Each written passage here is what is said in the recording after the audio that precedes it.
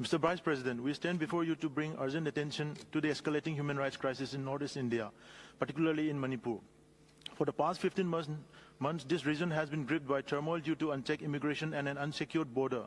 Indigenous communities settled here over a millennium face existential threats as immigrant armed groups driven by illicit opium cultivations and narco-terrorism ravage the region. Cross-border narco-terrorism is surging in Manipur and its neighboring states as reported by UNODC, with over 120,000 acres of illegal opium cultivations.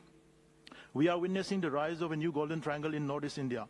Armed groups protect these activities, fueling violence, drug abuse and extremism. Furthermore, the ongoing violent crisis in Manipur exacerbates local tensions as highlighted in UNHRC, with armed groups exploiting this instability to seize control of resources and territories. We urge the 57th session to pursue the Government of India to prioritize the issue of unchecked immigrations in Northeast India and its impacts on indigenous people's rights. Recognize and response to the narco-terrorism crisis affecting the Manipur region of India as highlighted in recent UNODC and UNHRC reports. Conduct a comprehensive assessment of the environmental impacts of illegal opium cultivations as these factors threaten global climate change mitigation and food security.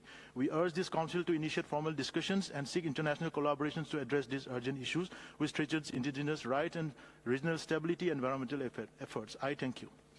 Thank you. I give the floor to Family Health Association of Iran.